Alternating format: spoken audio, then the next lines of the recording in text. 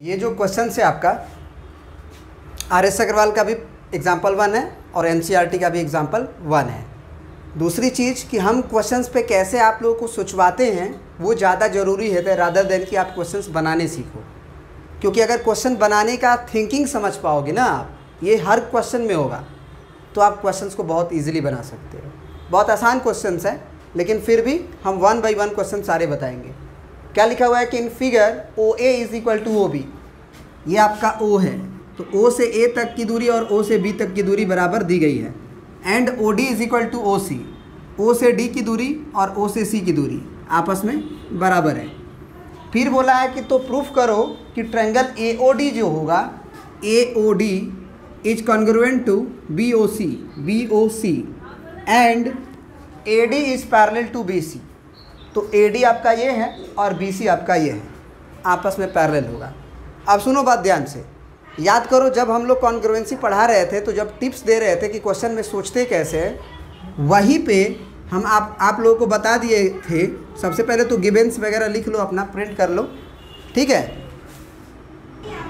देखिए, तो हमने गिवन में लिख दिया जो हमको इन्फॉर्मेशन गिवन था एक्चुअली वही, और जो प्रूफ करना है हमने ये लिख दिया। अब ध्यान से देखिए ज़रा चीज़ को कि अगर आपको ट्रायंगल ए ओ डी को कॉन्ग्रुएंट प्रूफ करना है बी ओ सी के, ठीक है, तो आधी इन्फॉर्मेशन तो हम यही से निकाल लेंगे, क्योंकि अगर ये कॉन्ग्रुएंट सही लिखा हुआ है और सही लिखेगा ही, क्योंकि आपको कॉन्ग्रुएंट प्रूफ करना है।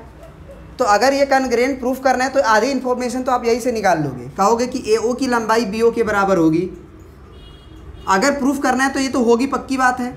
ओ डी की लंबाई ओ सी के बराबर होगी और ए डी की लंबाई बी सी के बराबर होगी। एंगल ए एंगल बी को बराबर होगा, एंगल ओ के बराबर होगा, एंगल डी एंगल सी के बराबर होगा। लेकिन आप किसे लिख सकते हो, किसका रीजन दे सकते हो, ये ज़्यादा ज़रूरी है। तो क्या तुम ए ओ बराबर बी ओ लिख सकते हो? फिगर में जाके देखो, हाँ लिख सकते हो। कैसे? तो ये गिवन ही है, ए ओ जो बराबर है वो बी ओ के बराबर है और ये आपका गिवन है। फिर क्या आप ओ डी को ओ सी के बराबर लिख सकते हो? तो ओ डी और ओ सी ये भी लिख सकते हो। कैसे लिख सकते हो? तो कि ये भी आपका गिवन है, तो आधी इन्फॉर्मेशन तो हम यही से निकाल लिए।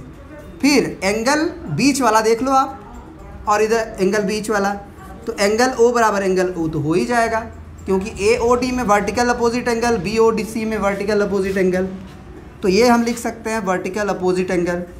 तो इस तरह से हमारा हो गया by side angle side congruency rule, congruency criteria लिख सकते हो। कॉन्ग्रुएंसी क्राइटेरिया शर्त होता है, क्राइटेरिया मतलब शर्त। इस क्राइटेरिया से आप ट्रायंगल ए ओ, देखो यहाँ से देखो, यही प्रूफ हुआ ना, तो ए ओ डी जो है वो देखने की जरूरत है, इसी को लिख दो, ट्रायंगल बी ओ सी के कॉन्ग्रुएंट प्रूफ। तो फर्स्ट पार्ट हम लोगों ने प्रूफ कर दिया। अब हमें प्रूफ करना है कि ए डी जो होगा वो बी सी के पैरेलल होगा।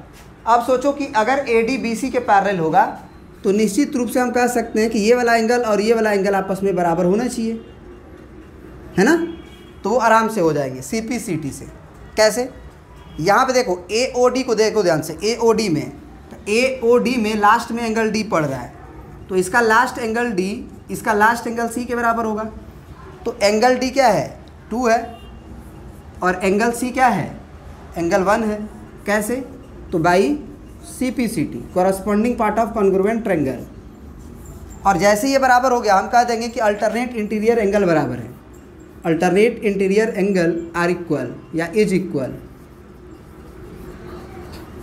सो A D is parallel to C B या बी सी, जो भी दिया है प्रूफ करने के लिए बी सी, ठीक है ना। प्रूव्ड, कुछ भी लिखो, बी सी के भी पैरेलल है, सी बी के भी पैरेलल है, दोनों तो एक ही है।